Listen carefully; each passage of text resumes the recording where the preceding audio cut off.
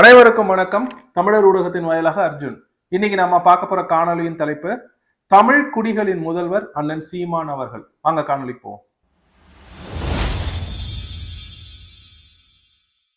சரி, எதற்காக இந்த தமிழ் குடிகளின் முதல்வர் அப்படின்னு நான் பேர் வச்சேன்னா, இதுக்கு ரொம்ப முக்கியமான ஒரு விஷயம் என்ன அப்படின்னா, இப்ப தமிழ்நாடு அப்படின்றதுல ஜாதி அப்படின்ற ஒண்ணே கிடையாது. தமிழ் இனத்துல ஜாதி அப்படின்றது நம்மளுக்கு தேவையில்லாத ஒண்ணு. ஆனா தமிழ் இனம் அப்படின்றது குடிகளாக பிரிக்கப்பட்டுள்ளது. நம்ம ஐந்திணை காலத்துல இருந்தே அப்படிதான் வாழ்ந்திருக்கோம். அதுல பிரிவினைகள் கிடையாது, ஏற்றத்தாழ்வுகள் கிடையாது. ஆனா அதே சமயம் தமிழர்கள் நாம் அப்படின்னு அடையாளப்படுத்துறதுக்கு குடிகள் தேவைப்படுகின்றது. இதை பேசுறதுனால நான் எனக்கு ஜாதி முக்கியமோ இல்ல குடி முக்கியமோ நினைச்சீங்கன்னா எனக்கு கிடையாது. ஏன்னா உண்மையிலேயே எனக்கு அந்த இதுல நம்பிக்கையே கிடையாது. அந்த கேஸ்ட் பேஸ் சிஸ்டம்லயோ இல்ல இந்த கேஸ்ட் இதுலயோ இந்த குடிகள் இதுலயோ நம்பிக்கை கிடையாது. இருந்தாலும் அது இருக்கு, அதை நம்ம ஏத்துக்கிட்டு தான் ஆகணும்.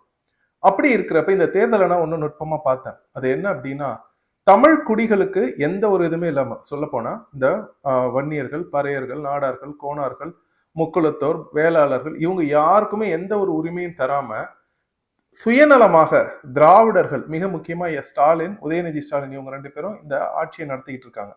இதற்கு ஆதரவாக அதிமுகவும் இருக்கின்றது, இப்ப வந்திருக்கிற தாவேக்காவும் இருக்கின்றது. இதை எப்படி நான் சொல்ல முடியும்? இத்தனை பேர் 90% தமிழர்கள் இருக்கிறப்ப எப்படி அவங்களுக்கு தான் ஆதரவா இருக்குன்றதுக்கு இப்போ ஒரு காணொலி ஒண்ணு பாருங்க. இந்த காணொலியில் பேசுறது கொங்கு ஈஸ்வரன். நல்லா கேட்டுங்க, கொங்கு ஈஸ்வரனோட பேரு. இவர் கொங்கு நாடு மக்கள் கட்சியினை தான் வச்சிருக்காருன்னு நினைக்கிறேன். ஒரு ஜாதி சங்க தலைவர். இது தமிழ் ஜாதிகளுக்கான, தமிழ் குடிகளுக்கான ஒண்ணு. அதை அவர் வச்சு நடத்திட்டு வர்றார்.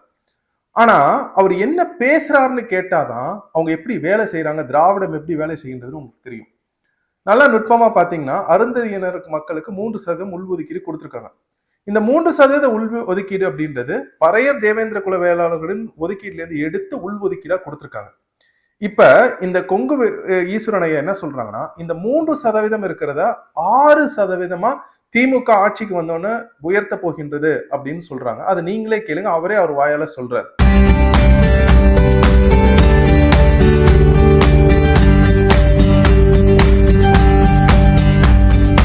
3% இடஒதுக்கீடு கலைஞர் தான் கொடுத்தாரு. யார் கொடுத்தாங்க? கலைஞர் தான் கொடுத்தாரு. அந்த 3% 6% மாத்தினா 50 பேர் போவாங்க. இப்ப இந்த காணொலி கேட்டீங்களா? அவர் என்ன சொல்றாருன்னா, 25 இடங்கள்ல தான் அருந்ததியர் மக்களுக்கு நம்ம வாய்ப்பு கொடுக்குறோம். 3% சொல்லி ஒரு வேலை இருந்துச்சுன்னா 25 இடங்கள் தான் எடுத்துக்க முடியுது. நாம திமுக ஆட்சிக்கு வந்தோம்னா பெரும் மதிப்பிற்கும் மரியாதைக்கும் ஸ்டாலின் ஆட்சிக்கு வந்தோம்னா திரும்ப இந்த 3% உள்ஒதுக்கீடு 6% நம்ம கொடுக்க போறோம். இந்த 6% கொடுத்தோம்னா அருந்ததியின மக்கள் 50 இடங்கள்ல இருப்பாங்க அப்படின்னு. இதுல எனக்கு என்ன சிக்கல்னா, அதாவது ஒருத்தவங்களுக்கு நீங்க கொடுக்குறீங்க, இடங்கள் கொடுக்குறீங்க அப்படின்னா அவர்கள் விகிதாச்சார அடிப்படையில நீங்க கொடுக்கலாம்.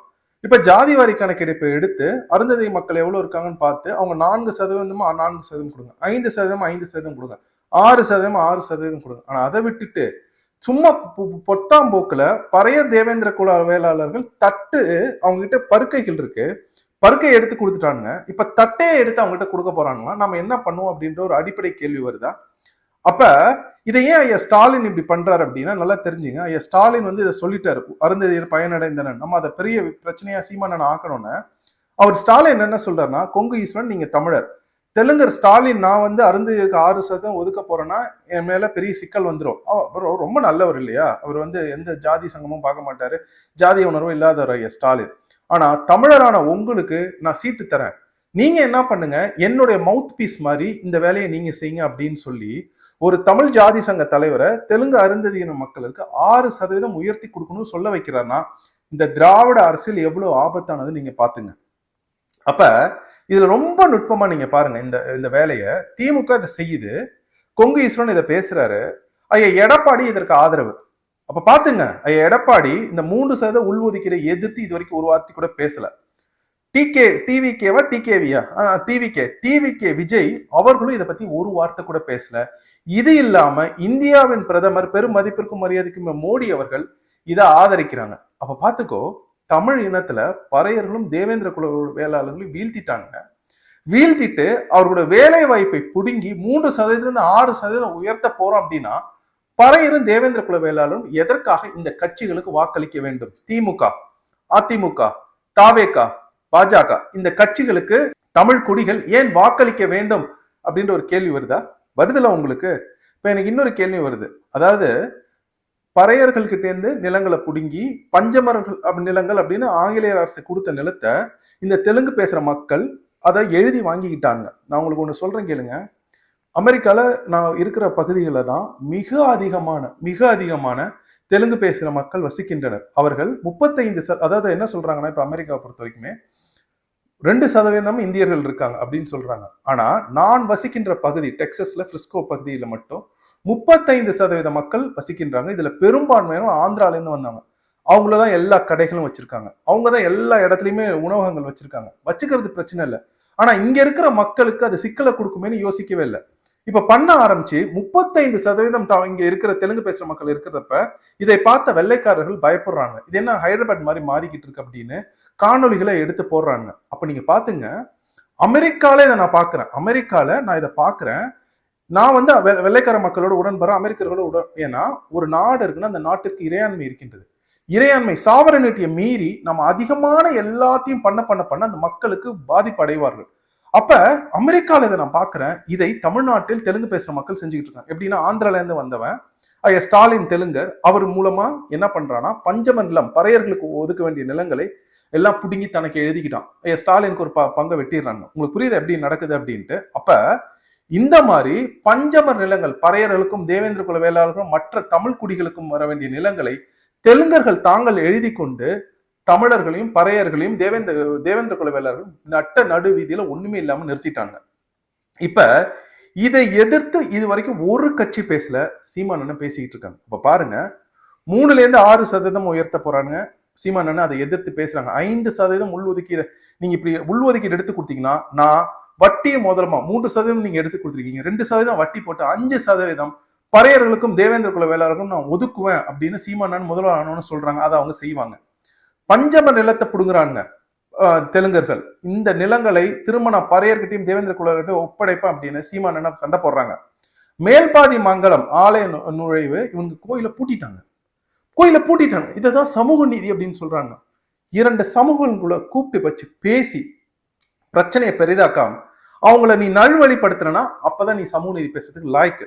அது இல்லாம நீங்க அவர்களுக்கு எதிராக 2 சமூகத்தையும் கூர்த்தீட்டி விட்டு நமக்குள்ளார சண்டை போட்டுக்கிட்டு தமிழ் குடிக்குழுக்குள்ளார சண்டை போட்டுக்கிட்டு தெலுங்கர்கள் ஆட்சி செய்யறது திராவிடம். இப்ப இந்த மேல்பாதி மங்க ஆலய நுழைவுல அண்ணன் தான் பேசினாங்க தைரியமா, அவங்களுக்கு உள்ளார போகணும் அப்படின்ட்டு. பொது தொகுதியில ஆதி தமிழர்கள் பறையர்களையும் தேவேந்திர குல வேளாளர்களையும் ஒரு குறவர் சமூகத்தையும் சீமான் நிறுத்திருக்காங்க. எந்த கட்சிகளும் இதை செய்யல. அப்ப பாத்துக்க, 20% இருக்காங்கப்பா அவங்க தேவேந்திர குல வேளாளர்களும் பறையர்களும். வேறே அவனுக்குதான். நீ என்ன வேணாலும் நினைச்சுக்கோ, தமிழ் குடியின் வேர் பறையரும் தேவேந்திர குல வேளாளரும் குறவர்களும் தான். அந்த வேற வெட்டுறதுக்கு வேகமா வேலைகள் நடந்துட்டு இருக்கு. ஏன்னா வேற வெட்டோம்னா நம்ம நாசமா போயிடும். அப்ப பாத்துக்க, இவ்வளோ வேலைகளை செய்கிறாங்க. இந்த கட்சிகளை யாரும் எதிர்த்து பேசுறதே கிடையாது. யாரும் பறையர்களுக்கான உரிமைகளை பேசுறது கிடையாது. விஜய் வாயை திறக்க மாட்டேங்கிறாருப்பா. அப்ப உண்மையான மாற்று அப்படின்னு பாத்தீங்கன்னா பறையர்களுக்கும் தேவேந்திர குல வேளாளர்களுக்கும் குறவர்களுக்கும் நிக்கிற தமிழ் குடிகளுக்காக நிக்கிற அண்ணன் சீமான் தான் உண்மையான மாற்று. உண்டா? சரி, இப்ப அடுத்து வாங்க, தமிழ் இன அழிப்பு. நான் இந்த இடத்துல வருத்தத்தோட பதிவு செய்யறேன். என்னடா அப்படின்னு நீ சொல்றேன்னு நினைக்காதீங்க. இந்த உலகத்திலே பிக்கஸ்ட் ஜெனசைடு, மனித குல வரலாற்றிலே மிகப்பெரிய இன அழிப்பு தமிழர்களுக்கு தான் நடந்துச்சு. 2009 மட்டும் வச்சு நான் சொல்லல, அது ஒரு பகுதி. 500 வருடமாக இந்த உலகத்தில் அழிக்கப்படுவது தமிழ் சமூகம் தான். இது எப்படி அப்படின்னு சொல்லனா, பக்ருளி ஆற்றுடன் பன்மலை அடுக்கத்து குமரி கோடும் கொடுங்கடல் கொல்ல வடதிசை கங்கையும் இமயமும் கொண்டு தென் திசை ஆண்ட தென்னவன் வாழி அப்படின்னு சிலப்பதிகாரம் பாடுது. பக்ருளி ஆறு குமரிக்கோடு கன்னியாகுமரி கீழே இருந்த அந்த இடத்துல நம்மளுக்கு கடல் கோள் தெய்வம் நம்மளை எதுக்கோ தண்டிச்சிச்சு. தெய்வம் தான் அதை பண்ணது. அப்ப தண்டிச்சப்ப அவன் தமிழ்நாட்டுக்கு மட்டும் வரல, அங்க இருந்தவன் அவன் உலகத்தில் இருக்கிற எல்லா கண்டங்களுக்கும் போய் தமிழர்கள் குடியேறினார்கள். இது 11,000-12,000 வருஷத்துக்கு முன்னாடி நடந்துச்சு. அந்த மாதிரி குடியேறியவர்கள் தான் தென் அமெரிக்க கண்டங்களையும் வட அமெரிக்க கண்டங்களையும் குடியேறியவர்கள். ஆஸ்திரேலியா கண்டத்திலும் நியூசிலாந்து அந்த பகுதிகளை குடியேறியவர்கள். அவர்கள் அனைவருமே தமிழ் மரபினர். இதை நல்லா புரிஞ்சுங்க. இதை எப்படி சொல்றேன்னா, உலகத்துல ஒரே ஒரு இனம் தான் அந்த இடத்துல இருந்து கப்பலை எடுத்து படகை ஓட்டி கொண்டு வந்திருக்கணும், அது தமிழினம் மட்டும்தான். அதனாலதான் தென் அமெரிக்க நாடுகள்ல இன்னமும் பிரமிடு மாதிரி பெரிய கோயில் மாதிரியான ஸ்ட்ரக்சர்லாம் இருக்கு. அந்த மக்கள் திணை வாழ்வியல கோட்பாட்டை கடைபிடிச்சவங்க. எப்படி தெரியுமா சொல்றேன், மலையில திணை விதைச்சு சாப்பிட்டாங்க. அதுதான் கீன்வா அப்படின்னு நம்ம சாப்பிட்டுட்டு இருக்கோம் ஆண்டஸ் மவுண்டன்ஸ்ல. அப்ப அந்த மக்கள் எல்லாரும் அழிக்கப்பட்டார்கள் 500 வருடங்களுக்கு முன்னாடி. ஆனா இதெல்லாம் பண்ணிட்டு ஆஸ்திரேலியால பூர்வக்குடிகள் தமிழர்கள் அவங்களும் அழிக்கப்பட்டாங்க. இதை பேசக்கூட கூடாதுன்னு இந்த உலகம் என்ன நினைக்குதுப்பா. என் இனத்தை நீங்க அழிச்சிருக்கீங்க. என் இனத்தை நீங்க அழிச்சுட்டு 500 வருஷத்துக்கு முன்னாடி எல்லா கண்டங்களையும் அழிச்சிட்டீங்க. தமிழர் நாகரிகத்தை எல்லா இடத்துலயும் அழிச்சிட்டீங்க. ஆனா இதை பேசக்கூட கூடாதுன்னு என்னை இந்த உலகம் வந்து கட்டுப்படுத்துகின்றது. இப்ப பாத்துக்கோ. அப்ப 2009 அதை நீட்சி தான் நம்ம பார்த்தது. அந்த 2009 தமிழர்களை கொன்று குவிச்சாங்க காங்கிரசும் திமுகவும். அதை செய்தது தெலுங்கர் ராஜபக்சே தான். அவன் வந்து சிங்களன் கிடையாது. ராஜபக்சே பச்சை தெலுங்கர். அதை நீங்க நல்லா புரிஞ்சுக்கணும். ஏன்னா இவங்க சொல்றாங்க விஜயநகரம் உள்ளார வந்துலாம் நீங்களாம் மதம் மாறி இருப்பீங்கன்னு. விஜயநகரம் உள்ளார வந்து சம்புராயர் மன்னர்களை முதல்ல வீழ்த்தியது. இதை பற்றி யாருமே வாய் திறக்க மாட்டான். வீர சம்புராயர்களை அங்க படை வீடு அப்படின்னு கட்டி கோட்டை கட்டி வாழ்ந்த தமிழர்களை முதல்ல வீழ்த்திட்டு தான் அவன் தமிழ்நாட்டுக்குள்ளரே வந்தான். ஏன்னா தமிழ் இனம் இன்னொரு கரிகாலனையோ நெடுஞ்செழியனையோ சேரன் செங்குட்டுவனையோ ராஜராஜ சோழனையோ மிக முக்கியமா ராஜேந்திர சோழன் மாதிரி இன்னொருத்தன் வந்துடக்கூடாதுன்னு அவங்க திட்டமிட்டு அழிச்சாங்க. அவங்க கீழே போய் இலங்கையில போய் அங்க இருந்த தமிழ் மன்னர்களை அழிச்சாங்க. நீ எதுக்காக பொய் சொல்ற? அப்ப பாத்துக்க, நம்மை அழிப்பதற்காக கட்டியமைக்கப்பட்டவர்கள் தான் இந்த விஜயநகர கூட்டம். உள்ளார வந்தவங்க ஈழத்துக்கு போய் அங்க ஈழத்திலேயே நம்மளை அழிச்சிட்டு பிடுங்கிக்கிட்டாங்க. நம்ம எப்ப வந்து வலிமை குன்றி இருக்கோன்னு பார்த்து வந்தாங்க. அதை நல்லா புரிஞ்சுக்கணும். சரியா? வந்துட்டாங்க. இலங்கை வந்து விடுதலை பெற்ற பிறகு அங்க வந்து இது வரைக்கும் ஒரே ஒரு சிங்களவன் கூட அதிபரா வந்தது கிடையாது. வந்தவர்கள் எல்லாமே தெலுங்கு வம்சாவழியினர் தான். அப்படி ராஜபக்சே நம்மளை கொண்டு குவிச்சான். இங்க இருக்கிற தெலுங்கர் கருணாநிதியும் ஸ்டாலினும் வேடிக்கை பார்த்தாங்க. ஒரு குழந்தை 13 வயது குழந்தை பாலச்சந்திரன் பிரபாகரன் தலைவரோட பையனை சுட்டு கொண்டாங்க. சரியா? நம்ம பார்த்தோம். இந்த சுட்டு கொல்லுங்கன்னு சொன்ன இந்த ராகுல் காந்தி, இந்த சைல்டு கில்லர் ராகுல் காந்தி ஒரு குழந்தைய கொண்டாங்க. சைல்டு கில்லர் ராகுல் காந்திய ஸ்டாலின் வந்து கூட்டணியில வச்சிருக்காரு. நல்லா புரிஞ்சுக்கணும். அதிமுக எடப்பாடி எப்பேற்பட்ட ஒரு பச்சோந்தி தமிழ் இன துரோகி அப்படின்னா 2024 தேர்தலில் காங்கிரஸோட கூட்டணி பேச்சுவார்த்தையில ஈடுபட்டு வாங்கியிருந்தான்னு வச்சுக்கேன், அங்கேயே புதைச்சிருப்போம். அதிமுக இது தப்பிச்சிட்டாரு. இப்ப தாவேகா விஜய் அவர்கள் சொல்றாரு, காங்கிரஸ் உண்மையான காங்கிரஸ்காரங்க நம்ம கூட தான் இருக்கணும். வெக்கம் மானம் சூடு சோரணை எதுவுமே இல்லாத ஒரு அரசியல் வியாபாரி விஜய் அவர்கள். ஏன்னா இதே விஜய் ஒரு மேடையில போயிட்டு சொல்றாரு, நான் மட்டும் முதலமைச்சரா இருந்தேன்னா சிங்களம் அதாவது இலங்கைன்னு ஒரு தீவே இருக்காது அப்படின்னு பேசிட்டு அடுத்த வார்த்தை சொல்றாரு, நீங்க இந்த வேட்டைக்காரன் படத்துல இன்னும் நிறைய ஃபைட்டு டான்ஸ் குத்தாட்டம் இதெல்லாம் எதிர்பார்த்தீங்க, நான் இதெல்லாம் போட்டிருக்கேன். எப்பேற்பட்ட ஒரு மானங்கிட்ட ஒரு கூட்டம் பாருங்க. அதாவது இன அழிப்பை பேசிட்டு அடுத்து தன் படத்துக்கு ப்ரொமோஷன் பண்றது. அதுவும் வேட்டைக்காரன்ல குத்தாட்டம் போட அப்படின்னு ஏற்கனவே குப்பை படங்களா நடிக்கிறவர் அவரு. இவருக்கு காங்கிரஸ்காரன் உண்மையா இருக்கானா? அப்ப தமிழ் இனத்தை அழிச்ச காங்கிரஸை தமிழ்நாட்டுக்குள்ளார கொண்டு வந்து திணிக்கணும்னு நினைக்கிறார்னா எதற்காக தமிழர்கள் இவர்களுக்கு வாக்களிக்க வேண்டும்? நீ நல்லா நினைச்சு பாரு. It is as against the world. அதுதான் உண்மை. இந்த உலகம் தமிழர்களை அழித்து கொண்டிருந்தது. 500 வருஷமா அழிக்கப்பட்டது தமிழ் இனம் தான். தமிழர் வரலாறு தான் உலகம் முழுக்க. இவங்க சொல்றாங்க இப்போ civilization, western civilization, eastern civilization அப்படிலாம் இல்லை. ஒரே ஒரு சிவிலைசேஷன், ஹியூமன் சிவிலைசேஷன். அந்த ஹியூமன் சிவிலைசேஷன்ல காட் ஃபர்ஸ்ட், கடவுள் தான் முன்னாடி இருந்தார். அதனால ரைட்டியஸ்னஸ் இருந்துச்சு, ரொம்ப ஒரு நேர்மை, இன்டெகிரிட்டி, ஹானஸ்டி எல்லாம் வந்துச்சு நம்மளுக்கு. ஆனா கடவுள் இல்லைன்னு பண்ணிட்டாங்க இவங்க. ஏன்னா தமிழன் வந்து ரொம்ப அறம் சார்ந்த ஒருத்தன். அந்த ரைட்டியஸ்னஸ் இந்த உலகத்துல இல்லாம கிரீட் வந்துருச்சு, கடவுள் இல்லை. அப்ப பாத்துக்கோ, நம்மளை அழிச்சாங்க வெளியிலயா, சரி வெளியிலயாச்சும் விடு, அது 10,000 வருஷம் 11,000 வருஷத்துக்கு முன்னாடி இருந்துச்சு. ஆனா 2009 எங்களை அழிச்ச கட்சிகளை திரும்ப கொண்டு வந்து உள்ளார வைக்கணும்னு நினைக்கிறாருன்னா எப்பேற்பட்ட ஒரு அயோக்கியர்கள் கூட்டம் திமுக, அதிமுக, காங்கிரஸ்னு பாரு. எதுக்கு தம்பி உங்களுக்கு வாக்களிக்கணும்? எதுக்கு வாக்களிக்கணும்? மான தமிழர்கள் எதுக்கு வாக்களிப்பான்? மரத்தமிழிச்சு மார்ல பால் குடிச்சவன் எதுக்கு தம்பி வாக்களிப்பான்? இப்ப பாத்துக்கோ, நம்மளை உலகமே அழிச்சுக்கிட்டு இருக்க இவங்க சீக்கிரமா அழிக்கணும் அப்படின்னு முடிவு பண்றாங்க. அப்ப எதுக்காக இந்த 3 கட்சிகளும் தமிழன் வாக்களிக்கணும்? காங்கிரஸ் அப்படின்னு ஒரு கட்சியை தமிழ்நாட்டுல தோண்டி புதைச்சது அந்த சீமான் அவர்கள். தோண்டி புதைச்சோன்ன வெளியில எடுத்துட்டு வரணும்னு நினைக்கிறாங்க இந்த தமிழின துரோகி 2 பேரும், விஜயும் அதிமுக எடப்பாடியும். ஐயா மன்னிக்கணும், ஐயா ஸ்டாலினை வந்து நான் வந்து தமிழின துரோகிலாம் சொல்ல மாட்டேன். அவர் தன் இனத்திற்கு உண்மையா இருக்கிற, தெலுங்கு இனத்திற்கு உண்மையா இருக்கிற தெலுங்கு இன வெறியர், அப்படி வேணா நான் சொல்லுவேன். அவர் தமிழின துரோகி. ஏன்னா அவர் தமிழரே கிடையாது. துரோகினா தமிழினத்துல பிறந்தவன் தான் துரோகி, அவர் தமிழரே கிடையாது. அப்புறம் எப்படி நான் அவரை சொல்லுவேன்? அப்ப பாத்துக்கோ, இந்த 3 கட்சிகளும் நம்மை கொன்று குவிச்சப்ப அமைதியா இருந்த அந்த காங்கிரஸை, அதை சேர்ந்து பண்ண காங்கிரஸை திரும்ப கொண்டு வரணும்னு நினைக்குது. அப்ப நீங்க யாருக்கு வாக்களிக்க போறீங்கிற ஒரு கேள்வியை நான் முன்னாடி வைக்கிறேன். சரியா? அப்ப சீமானே எப்படி இருக்காங்கன்னு தெரியும். இப்ப 3வதா துண்டு சீட்டுன்னு ஒரு தலைப்புல நான் பேசணும். ஏன்னா விஜய பார்த்தா துண்டு சீட்டு, நீங்க வந்து முடிய சிலுப்புங்க அப்படின்னு உடனே முடிய சிலுப்புறாரு. நீங்க வந்து கண்ணில் அழுவுங்க அப்படின்னு இப்படி எல்லாம் பேப்பர்ல எழுதி கொடுத்த தம்பி. நடிகருக்கு இதை விட என்ன தம்பி வேற ஒண்ணுமே அரசியலே தெரியாது தம்பி. அவருக்கு அவர் வியாபாரி தம்பி, திரை கவர்ச்சி வச்சுட்டு வராரு. நாளைக்கு பறையர்களுக்கு ஒண்ணுனா வந்து நிப்பாரு அவரு, சீமானண்ணா வந்து நிப்பாங்க தம்பி. அப்ப இந்த மாதிரி ஒரு துண்டு சீட்டு. இன்னொன்னு ஐயா எடப்பாடி, இன்னைக்கு பாரு நான் சொல்றேன், நேத்து வந்து தமிழ் புத்தாண்டுக்கு ஒரு வாழ்த்து சொல்றாரு. தமிழ் புத்தாண்டுக்கு ஐயா எடப்பாடி வாழ்த்து சொல்றப்ப அனைவருக்கும் வணக்கம், தமிழ் புத்தாண்டு நல்வாழ்த்துக்கள். ஏன்பா தமிழ் புத்தாண்டு நல்வாழ்த்துகள் அனைவருக்கும் வணக்கம் சொல்றது கூட ப்ராம்ப்டரை பார்த்து படிப்பாரா? அப்ப அந்த அளவுக்கு தான் தமிழ் உணர்வே இருக்கு. அப்ப இந்த மாதிரி ஒரு அரசியல்வாதி எதுக்குப்பா தமிழ்நாட்டுக்கு?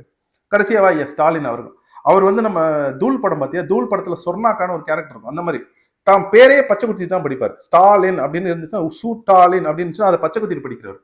அப்ப இந்த மாதிரி அரசியல்வாதிகள் தமிழ்நாட்டிற்கு தேவையா? இல்ல 3.5 மணி நேரம் என்ன அண்ணன் பேசுறாங்க கடலூர் மஞ்சக்குப்பம் மைதானத்துல 2016, அது இன்னும் இருக்கும், நீங்க போய் பாருங்க.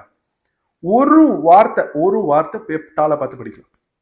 ஏன்னா அவர் மனதில் இருக்கு, அவர் அணுக்கள் 37 ட்ரில்லியன் அணுக்கள் இருக்குன்றாங்க உடம்புல. அந்த 37 ட்ரில்லியன் அணுக்கள்லையும் தன் மக்களுக்கு நல்லது செய்யணும், தமிழ்நாட்டை காப்பாற்ற வேண்டும் அப்படின்ற ஒரு எண்ணம் கொண்ட ஒரு தலைவனாலதான் இதை செய்ய முடியும். அப்ப பாத்துக்கோ, துண்டு சீட்டுல படிக்கிற தலைவர்கள் தமிழ்நாட்டுக்கு தேவையா? இல்ல தன் மக்களின் பிரச்சனைகளை அந்த அணுவில் ஊறி போன அந்த பிரச்சனைகளை பேசுறது தமிழ்நாட்டிற்கு தேவை? நீங்களே சொல்லுங்க. அப்ப அது போச்சு. இப்ப வாங்க அடுத்து தமிழர் வரலாறு.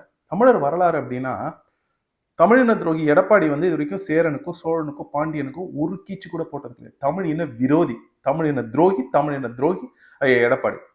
இவர் விஜய்க்கு அது என்னன்னே தெரியாது. உங்களுக்கு புரியுதா? அவர் சேர சோழ பாண்டியன் என்னமோ புதுசா சொன்னாங்க அப்படின்னு. ஐயா ஸ்டாலினுக்கு இவர்களை கொச்சைப்படுத்தி, இவர்களை மட்டம் தட்டி, அதுக்கு மேலதான் இவர் முதல்வர் நாற்காலியில இருக்காரு. பாஜக சொல்றாங்க, பாஜக வந்து ஒரிசால இப்படி அசிங்கமா பேசுனுச்சு வி.கே. பாண்டியன்னு. 50 வருஷமா இதை தான் அவங்க பண்ணாங்க. ஐயா இந்த ஈவே ராமசாமி நாயக்கர்னு ஒருத்தர் இருக்காரு பாரு, அவரு தமிழ் மொழியை அவ்வளவு கேவலப்படுத்தினவர். அவருக்கு செலவு வச்சிருக்காங்க. இவங்க பாஜக சொல்றாங்க, பாஜக தேர்தலுக்காக பண்ணாங்க, அவங்க பண்ண தப்புனா தப்புதான். ஆனா அதைக்கெல்லாம் பிள்ளையார் சொல்லி போட்டு எங்களை மட்டம் தட்டி எங்கள் வரலாற்றை கொச்சைப்படுத்திய ஸ்டாலின் தான். ஸ்டாலின், கருணாநிதி, உதயநிதி ஸ்டாலின். அப்ப தமிழர் வரலாற்றை சீமானன் வந்ததுக்கு அப்புறம் மூவேந்தர்களின் வரலாறு, ராஜராஜ சோழன் வரலாறு, ராஜேந்திர சோழன் வரலாறு, பாண்டியர் வரலாறு, சேரர் வரலாறு, இதை நம்ம படிச்சுட்டு இருக்கோம். அப்ப யார் தமிழ்நாட்டுக்கு தலைவராக வேண்டும்? யார் தமிழ்நாட்டுக்கு தலைவராக வர வேண்டும்? யார் தமிழ்நாட்டின் முதல்வராக வர வேண்டும்? சிந்திச்சு பாருங்க. சரி, இப்ப கடைசியா வருவோம். இது வந்து காப்பி கேட் விஜய் அப்படின்ற ஒரு தலைப்பு. காப்பி கேட் விஜய் அப்படின்னா நீ ஒண்ணு பாரு, இந்த காணொலி ஒண்ணு பாரு. அதாவது ஆந்திரா தேர்தல்ல நம்ம அண்ணன் பவன் கல்யாண் அண்ணன் என்ன பண்ணாங்களோ அதை அப்படியே அது ஒரு அடிச்ச காப்பி மாதிரி விஜய் பண்றாரு தமிழ்நாட்டு தேர்தல்ல. ஒரு தலைவன் தனக்கு என்ன தேவைன்னே தெரியலப்பா, தனக்கு என்ன மக்கள் கிட்ட எப்படி கொண்டு போகணும்னு தெரியல. அப்ப அதுக்கே வந்து காப்பி இருக்கிறது அடிச்சம் காப்பி. இப்ப சீமான் அண்ணனுக்கும் விஜய் அண்ணனுக்கும் வேறுபாடு ரொம்ப. சீமான் அண்ணன் என்னென்னலாம் காவல்துறைக்கு பேசியிருக்காங்களோ அதை அப்படியே அச்சு பிசுறாம விஜயன் தாள் வச்சுட்டு பேசுறாரு. சீமான் அண்ணன் பேசுறாரு, லஞ்சம் பெற வேண்டிய அவசியம் இல்லாம தடுத்துருவேன், 20,000 சம்பளத்தை 30,000 உயர்த்தி கொடுப்பேன். காவலர்களின் அடிப்படை மாத ஊதியத்தை 18,200 ரூபாயிலிருந்து 25,000 ரூபாயாக நமது டிவிக்கு அரசு உயர்த்தும். வாரம் ஒரு முறை விடுமுறை, சுழற்சி முறையில ஒரு காவலர் சனிக்கிழமை விடுமுறை எடுத்தாருன்னா அடுத்த வாரம் அவருக்கு ஞாயிற்றுக்கிழமை விடுமுறை, ஞாயிற்றுக்கிழமை எடுத்தவருக்கு அடுத்த வாரம் சனிக்கிழமை விடுமுறை, மாறி மாறி சுழற்சி முறையில் வாரம் ஒரு முறை விடுமுறை கொடுக்கிறோம். அதிக பணி சுமை கொண்ட காவலர்களுக்கு வாரத்திற்கு ஒரு சுழற்சி முறை விடுமுறையை உறுதி செய்யப்படும். செக்ஷன் தனிப்பிரிவு, காவல்துறைக்கான மருத்துவ பிரிவு வர மருத்துவம் செய்து செல்ல தனித்தனியாக எல்லாம் செய்து பண்ணி கொடுத்துறோம். காவலர் நல மருத்துவமனைகள் நமது டிவிக்கு அரசு நிறுவும். என் பிள்ளைய நிக்குதுன்னு வச்சுக்க, பெண் காவலர்களுக்கு கேரவேன்ங்கிற பாதுகாப்பு வண்டியை முதல்ல அனுப்பிடுவேன். மொபைல் டாய்லெட்ஸ் வச்சிருவேன். எப்படி? மொபைல் டாய்லெட்ஸ் வச்சிருவேன். பெண் காவல்துறை பணியாளர்களுக்கென தனி ஓய்வறைகளும் நடமாடும் டாய்லெட் யூனிட்டுகளும் அமைக்கப்படும். அப்ப நீங்க ஒரிஜினல், அதாவது தனித்துவமாக இருக்கின்ற தன் சிந்தனையில் உதிக்கின்ற கருத்துக்களை சொல்ல சீமானை தேர்ந்தெடுக்க போறீங்களா? இல்ல இந்த தற்குறின்னு கூட சொல்லக்கூடாது, இந்த அரசியல் வியாபாரி விஜயை தேர்ந்தெடுக்க போறீங்களா? நகல் எடுக்கிறது எல்லாத்தையும், திரைப்படத்துல ரீமேக் எடுக்கிறது, எல்லாத்துலயும் ரீமேக் எடுக்கிறது, வாழ்க்கையில எல்லாமே ரீமேக் தான் இருக்கு. எதுவுமே சொந்த புத்தி சுய புத்தி இல்லாத ஒரு அரசியல் வியாபாரி தான் விஜய். அப்ப யாருக்கு நீங்க வாக்களிக்க போறீங்க? சிந்திச்சு பாருங்க. நான் உங்களுக்கு அண்ணன் சீமானை பத்தி சொல்றேன். அதாவது 6 மணிக்கு மேல ஐயா விஜய் வந்து பரப்புரைக்கு வரமாட்டாராம். 6 மணிக்கு மேல விஜய்க்கு பரப்புரைக்கு வர மாட்டாங்க. 10 மணி வரைக்கும் பரப்புரை செய்யலாம். நாளைக்கு சட்டமன்ற உறுப்பினரை தேர்ந்தெடுக்கப்படுறாருன்னு வச்சுங்க. சட்டமன்றத்துல வெள்ளம் வந்துருச்சு, நீங்க போய் அவர்கிட்ட நின்னீங்கன்னா 6 மணிக்கு மேல அவர் வரமாட்டாருன்னு சொன்னா, இந்த மாதிரி ஒரு ஆளெல்லாம் நம்ம தேர்ந்தெடுமே தலையடிச்சுக்க மாட்டீங்களா இல்லையா? அதை தான் நான் ஒன்று சொல்றேன். சீமான் நான் சொல்றேன் பாரு, 2016 இப்ப இல்ல, 2016 தேர்தல் அண்ணன் கூட போறப்ப வாய்ப்பு கிடைச்சிச்சு. உச்சி வெயில் மண்டைய பழக்கமா, பங்குனி வெயில் பள்ளிக்குதுமா, அந்த மாதிரி ஒரு வெயில். அண்ணன் மேடையில ஏறி நின்று பேசுறாங்க. வெளியில கூட்டம் வந்து ரொம்ப கம்மியா இருக்கு, ஏன்னா பயங்கர வெயில். எல்லாம் ஒரு ஓரமா நின்று கேட்டுக்கிட்டு இருக்காங்க. அண்ணனுக்கு கூரையும் கிடையாது. அவ்வளோ வெயில்லப்பா, அவ்வளோ உணர்ச்சி பூர்வமா ஒரு மனுஷனால பேசவே முடியாது, சோர்வு வந்துடும். ஆனா தொடர்ச்சியா அந்த இடத்துல பேசிட்டு அடுத்த இடத்துல பேசுறது, அந்த இடத்துல பேசிட்டு அடுத்த இடத்துல பேசுறது. உன்னால நம்ப முடியுதா? இன்னைக்கு நீ பாரு, எவ்வளவு கூட்டங்கள் ஒரு நாளைக்கு பேசிக்கிட்டு இருக்காங்க. தொண்டையெல்லாம் புண்ணாயிடுச்சு, நல்லா தெரியுது அண்ணனுக்கு தொண்டையெல்லாம் புண்ணாயிடுச்சு. ஆனா அதையெல்லாம் தாண்டி தன் இனம் காப்பாற்றப்பட வேண்டும் அப்படின்னு நினைக்கிறாங்க. அப்படின்னா இந்த மாதிரி ஒரு தலைவர் நம்மள தமிழ்நாட்டுக்கு கிடைக்க மாட்டாங்க. இதை நல்லா புரிஞ்சுங்க. நான் உங்களுக்கு சொல்றேன், 2000 வருஷத்துக்கு முன்னாடி கரிகாலன், 1000 வருஷத்துக்கு முன்னாடி ராஜராஜ சோழன். ஆனா இந்த நூற்றாண்டுல 2000 வருஷத்துக்கு முன்னாடி வந்த கரிகாலன் மாதிரி தலைவர் உடனே அவர் கை காட்டிய அண்ணன் சீமான் அவர்கள். அண்ணன் தான் ராஜராஜ சோழன். இதை நான் இதுக்காகவோ ஏதோ சொல்லலை, நான் ரொம்ப தெளிவா சொல்றேன். ராஜராஜ சோழனுக்கு இன்னொரு பேர் உண்டு, தெலுங்கர் குலகாலன் அப்படின்ட்டு, தெலுங்கர் இனத்தின் யமன் அப்படின்ட்டு. அதே தான் அண்ணன் சீமானுக்கு நான் கொடுத்த பேரை திராவிடர் குலகாலன். அவனுக்கு தெலுங்கர்ன்ற பேரை திராவிடர்னு மாத்திட்டாங்க, அவ்வளவுதான். திராவிடர் குலகாலன் தான். இதுக்கு முன்னாடி ஆடு மாடு மேய்ப்பு, அரசு தொழில், வேளாண்மை அரசு தொழிலா வச்சிருந்தது 1000 வருஷத்துக்கு முன்னாடி தமிழ்நாட்டில் யார் தெரியுமா? ராஜராஜ சோழன் காலத்துல அது இருந்துச்சு. பாத்துக்க, நான் உங்களுக்கு சொல்ற ஒரு தலைவர் அப்படின்றத எதுக்காக சொல்றேன்னா, 6 வருஷத்துக்கு முன்னாடி சீமான் என்கிட்ட சொன்னாங்க, நீ தான் என் தம்பி அர்ஜுன், நல்லா கேட்டுக்கோ, நீ தான் என் தம்பி அப்படின்னு சொல்லி நான் ஒரு நாள் உலகிற்கு உன்னை அறிமுகப்படுத்துவேன். அர்ஜுன் என் தம்பி அப்படின்னு அறிமுகப்படுத்துவோம், அது வரைக்கும் நீ வேலையை மட்டும் செய், வேற எதுவும் நீ செய்யாத அப்படின்னாங்க. நான் அதை செஞ்சேன். 6 வருஷம் 2020 சொன்னதை இந்த தேர்தலில் மேடையில் நிறைய இடங்களில் என்னோட புகைப்படங்களை, என்னோட காணொலிகளை போட்டு, இவன் என் தம்பி, என் கூட பிறந்த தம்பி அப்படின்னு ஒரு தலைவர் சொல்ல முடியுமா தம்பி? நீ பாரு, அப்ப அண்ணன் எப்பேற்பட்ட ஆளுங்க. இந்த மாதிரி அண்ணனுக்கு தான் நிறைய துரோகிகள் பக்கத்துல இருந்து துரோகம் பண்ணிக்கிட்டு இருக்காங்க. இது வீடு தேர்தல் முடியட்டும், அதெல்லாம் முடியட்டும். சொல்றேன், என் குடும்பத்துல அண்ணன் சொன்னாங்களே இவன் கூட பிறந்தது, அதே மாதிரி நான் 4 நாளைக்கு முன்னாடி அண்ணன் சொல்றது 4 நாளைக்கு முன்னாடி நான் சொல்லிட்டு இருந்தேன். உடனே என் மக வந்து கேட்கிறா, உங்களுக்கு தம்பி மட்டும் தானே, அண்ணன் ஏது அப்படின்ட்டு. இல்ல எனக்கு அண்ணன் இருக்காங்க அப்படின்னு. உடனே எங்க அம்மாட்ட போய், அப்பா எங்க அண்ணன், அப்பா அண்ணன் இருக்கிறாங்க சீமானன்னு நீங்க சொல்லவே இல்லைன்னு எங்க அம்மாட்ட சண்டை போட்டுட்டு இருந்தா. பாத்துக்கோ, ஒரு தலைவன் அப்படின்றது, அதாவது அவங்க சொல்றாங்க எல்லாரும், அண்ணன் சொல்றாங்க ராமநாதபுரத்தை காட்டான் அப்படின்னு. அந்த மாதிரி ஒரு அசுர குணம் தமிழ் இனத்திற்கு இப்ப தேவைப்படுகின்றது. அந்த மாதிரி ஒரு குணம், அசுர குணத்தோட ஒரு தலைவன் தமிழ் இனத்துக்கு தேவைப்படுகிறது. ஏன்னா நமக்கு மிகப்பெரிய எதிரிகள் நம்மை பழிவாங்க காத்து கொண்டு இருக்கிறார்கள். அப்ப இந்த டம்மி பீஸ் 3 நீ தேர்ந்தெடுக்க போறிய தம்பி, 3 சரியான டம்மிப்பா. என்னடா இப்படி சொல்றேன்னு நினைக்காத. ஒண்ணு அவங்க அப்பாவோட இதுல இருந்து வந்தது, ஐயா ஸ்டாலின் அவர்கள். இன்னொன்னு கட்சி எப்படி வாங்கினார்னு தெரியும், நான் சொல்லவே மாட்டேன். இன்னொன்னு திரை கவர்ச்சி. தானாக எழுந்து காட்டு மரம் போல எவ்வளவோ சீர்கேடுகள், எவ்வளவோ இது இருந்துச்சு, எவ்வளவோ அழுத்தங்கள், மன அழுத்தங்களை தாண்டி, பொருளாதார வலிமை இல்லாம, ஊடகம் மறைக்குது நம்மள, எல்லாத்தையும் மீறி இந்த தேர்தல் எப்படி ஒரு அண்ணன் நிக்கிறாங்க அப்படின்னா, நீங்க அவங்களுக்கு வாக்களிக்க போறீங்களா இல்ல இந்த 3 டம்மிகளுக்கு வாக்களிக்க போறீங்களா அப்படின்னு கேட்டுக்கிட்டு இந்த காணொலியை நான் நிறைவு செய்கின்றேன். மிக்க நன்றி.